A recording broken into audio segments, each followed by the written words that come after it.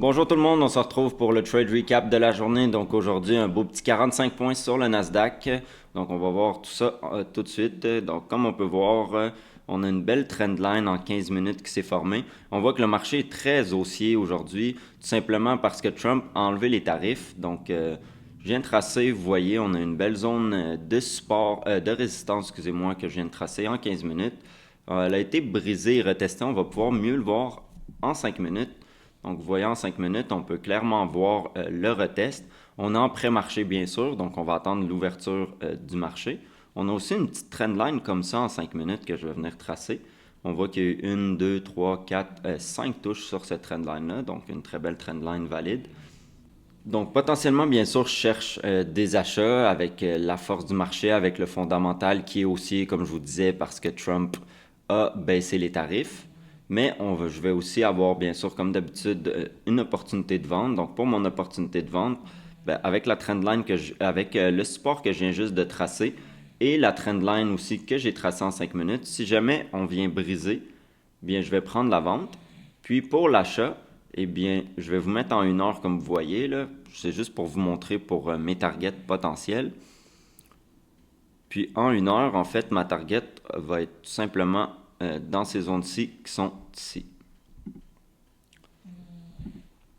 Donc si on retourne en 5 minutes, je vais quand même attendre de voir d'ici l'ouverture du marché. Si jamais on vient créer peut-être une autre petite résistance, eh bien la résistance que j'ai en ce moment, je vais la baisser pour l'ajuster à la nouvelle résistance, car la grosse messe que vous voyez où j'ai mis ma résistance, en fait, c'est une nouvelle économique de 8h30 qu'il y a eu ce matin, donc je préfère avoir une meilleure résistance qui se crée pour un potentiel achat.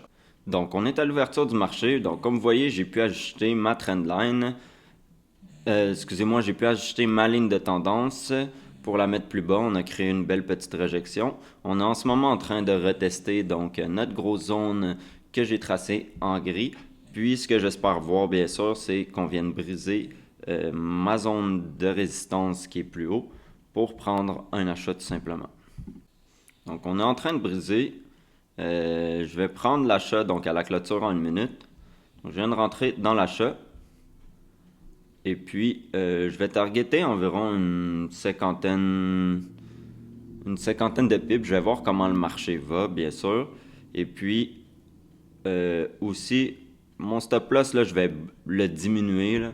Il va être beaucoup plus petit que ça. D'ailleurs, juste si on vient briser un peu en dessous de la ligne que j'ai tracée, bien, je vais tout de suite couper ma position. Donc, vous voyez comme si je perds 400$ en ce moment, mais la réalité, c'est que je ne perdrai pas plus de 200-250$ sur ce trade-là.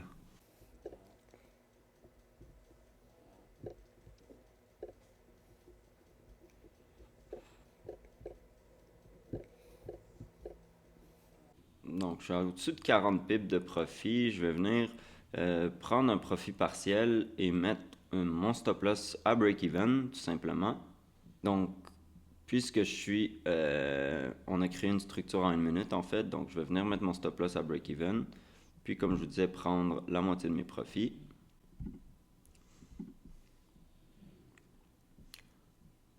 Bon, je suis à 45 pips. On arrive à un niveau clé, donc un chiffre psychologique. Je vais couper ma position ici. Je suis satisfait pour la journée.